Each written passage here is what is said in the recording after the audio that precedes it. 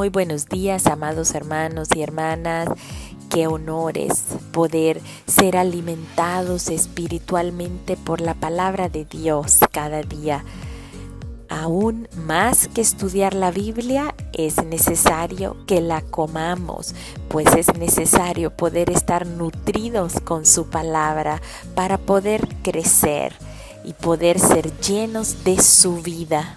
Deuteronomio 25 nos sigue relatando leyes que el Señor está dando a su pueblo para que ellos puedan comportarse de manera correcta al ingresar a esa tierra prometida, que ellos puedan conducir su vida de una manera que pueda agradarle a Él y que pueda representarle a Él. Que verdaderamente conformaran el ser ese pueblo que reflejara su bondad, su amor, su justicia, su juicio.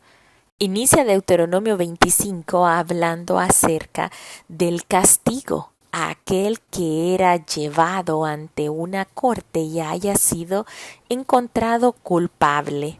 Y se está refiriendo a crímenes que no merecían la sentencia de muerte, sin embargo requerían un castigo. Nos dice que no debían ser más de 40 azotes, es decir, de al azote número 1 hasta el 40, dependía la cantidad de azotes que se le daba al que era culpable de la seriedad del crimen que había cometido. Nos vamos al Nuevo Testamento.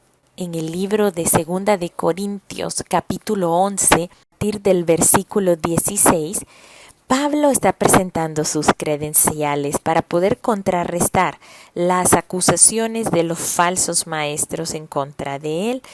Él no se está jactando, pero sí estaba dejando en claro que esos falsos maestros estaban engañando a los corintios y él recobró su credibilidad y autoridad, haciendo referencia a las dificultades que había tenido que enfrentar al servicio de Cristo. Nos narra en 2 de Corintios 11:14, de los judíos 5 veces he recibido 40 azotes menos 1.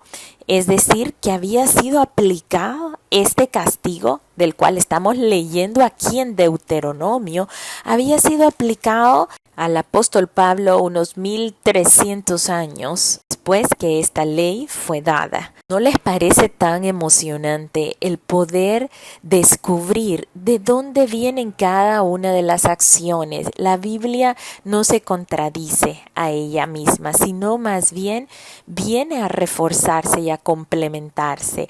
El entender por qué a Pablo le dieron 40 azotes menos 1, eso es 39, quizás nunca nos había llamado la atención, pero aquí se nos está diciendo de dónde vino esa ley. Y si pensamos pues a Jesucristo, seguro que no fueron 40 azotes, fueron mucho más. Él tenía su cuerpo hecho una llaga, no había espacio en él que no estuviese llagado, que no estuviese herido por los azotes. Pablo no fue una vez, fueron 5 veces que se le dieron 39 azotes. Así que se decía que no más de 40 para que no hubiese peligro de matar al hombre, pues no era esta la condena que se le daba por ese crimen cometido. Luego hay un versículo que es muy conocido y que se da desde aquí, esta ley que dice: no pondrás bozal al buey que trillare.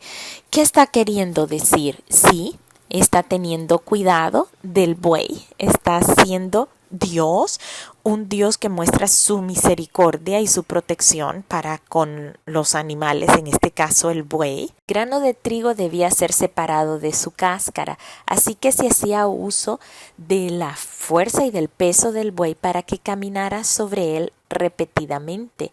Usualmente era en círculos.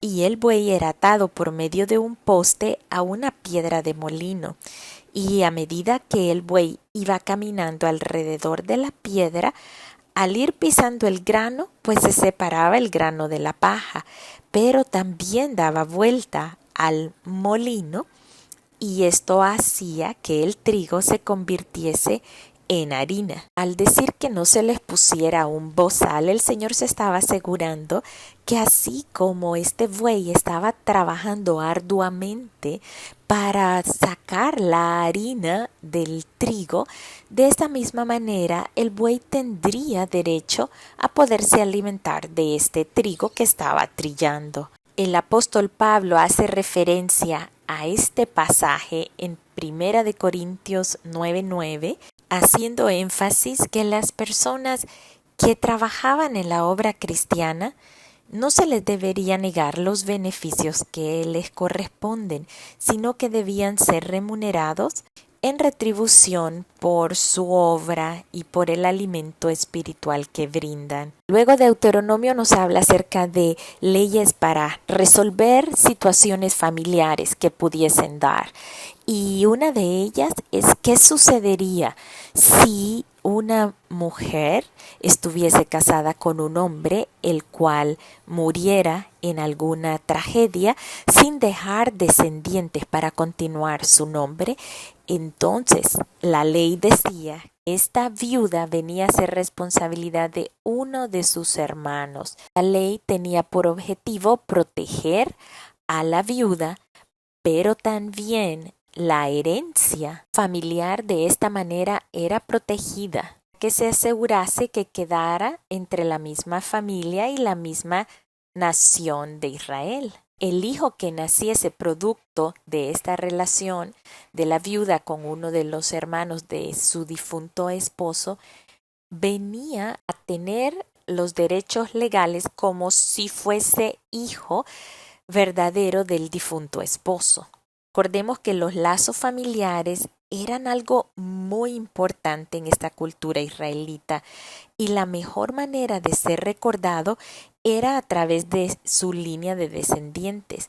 Así que si una viuda se casaba con alguien extranjero o ajeno a la familia, la línea sanguínea de su esposo terminaría, el apellido terminaría, y esto era una deshonra para toda la familia. Así que el objetivo primordial, además de proteger a la viuda, era perpetuar el nombre del difunto y proteger su herencia. Esto lo debía hacer el pariente más cercano. Si el difunto no tuviera esposos, pues debía ser algún primo o algún pariente, y este debía declararse el pariente redentor. ¿Podemos recordar alguna historia en la Biblia en donde sucedió esto? Pues sí, en la historia de Ruth, Booz fue ese pariente redentor que vino a perpetuar el nombre del esposo de Ruth, quien había muerto. Por esto es que el hijo de esa relación entre Booz y Ruth vino a ser legalmente el nieto de Noemí. ¿Y quién también vino a ser el pariente redentor de nosotros? Pues Jesucristo. Él vino a redimirnos, Él vino a darnos nombre, Él vino a darnos una herencia. ¿A quién? A cada uno de nosotros que estábamos muertos en delitos y pecados. Deuteronomio 25 nos sigue relatando que si un hombre rehusaba casarse con ella, este pariente cercano, entonces la mujer venía y llevaría a esta persona a la corte. La corte en estos tiempos eran las puertas de las ciudades, ahí la entrada, porque estas ciudades estaban protegidas por muros. Así que al llevarlo ante los ancianos, ellos debían exigirle a él que se casara con la mujer, y si aún así no lo hacía, el hombre quedaba en deshonra, y dice que la mujer escupía en su rostro. Así que era algo bien delicado. Me imagino que cuando algún varón estaba por casarse con una joven, todos sus hermanos estaban viendo si realmente esta joven era una joven que ellos pudieran tomar en caso que su hermano muriese. Lo que todo matrimonio era un asunto que le incumbía a toda la familia. Es decir, estos hermanos debían asegurarse que este hermano estaba tomando por esposa a una mujer virtuosa, a una mujer valiosa. Verdaderamente fue el método que Dios estableció para poder proteger a la tierra y las personas en esta tierra, evitar así las mezclas. Recordemos que Dios quería proteger al pueblo de Israel de mezclarse con estas otras naciones que estaban inclinadas totalmente a la idolatría. Luego nos habla Deuteronomio 25 acerca de la rectitud y la integridad y ser justos. Dice que los hombres debían ser exactos en cuanto a sus pesas y medidas. Debían falsearlas para obtener mayor ganancia. Y luego Dios les dice que no debían de olvidar, de no borrar de la memoria lo que Amalek había hecho.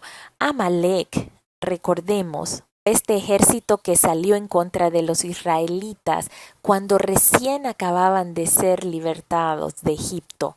Fue esa ocasión cuando Josué estaba al frente del ejército y Moisés estaba alzando sus manos hacia arriba, hacia el Señor, y que necesitó de la ayuda de Aarón y Hur para sostener sus brazos.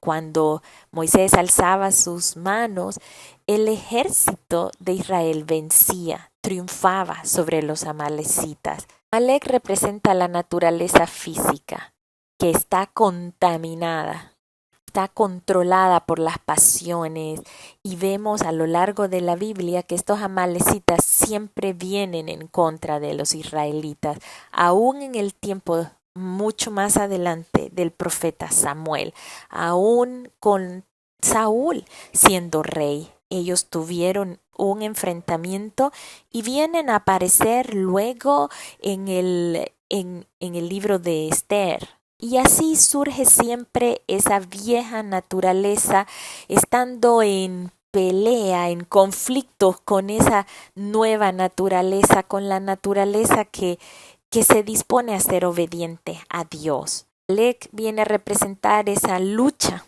entre el espíritu y la naturaleza física.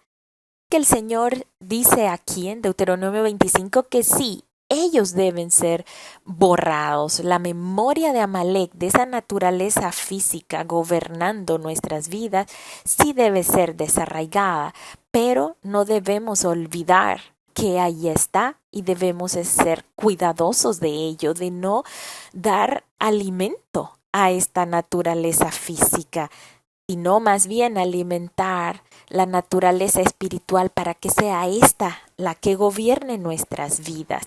Debemos dejar morir de hambre a Amalek. Y es por ello que estamos haciendo este estudio, repasando, estamos leyendo la palabra del Señor, caminando juntos para poder entender esos preceptos, esas leyes que el Señor nos da y poder atesorar esos principios y poderlos aplicar a nuestras vidas, de manera que nuestro espíritu esté alimentado, bien nutrido por la palabra de Dios.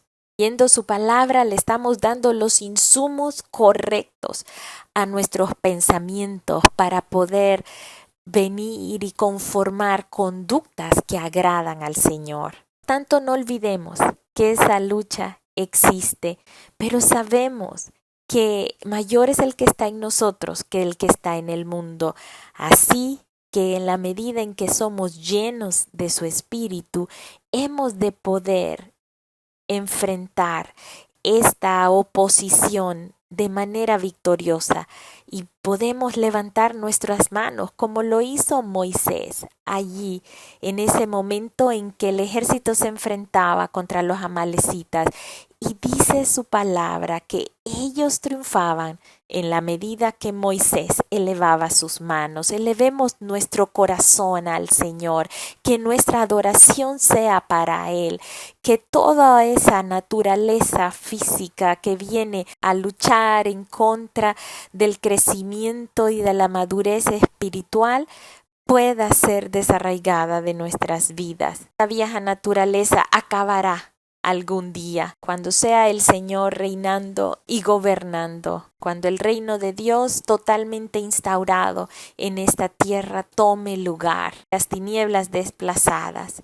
Pero mientras eso sucede, mientras ese día del regreso de Jesús a esta tierra sucede, nosotros debemos encaminarnos hacia esa perfección en el Señor por medio de su palabra, por medio de rendir adoración, de elevar nuestras manos a Él, de rendir nuestras vidas a Él y permitir que sea el Espíritu de Dios limpiándonos continuamente, hablando a nuestro espíritu y nosotros obedientes a esa voz.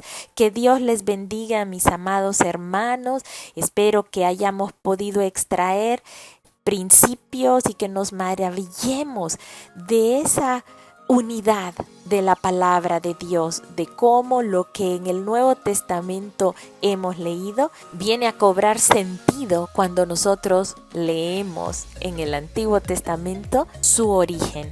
Dios les bendiga, mis amados hermanos y hermanas. Es un gran honor poder caminar a través de la Biblia con cada uno de ustedes.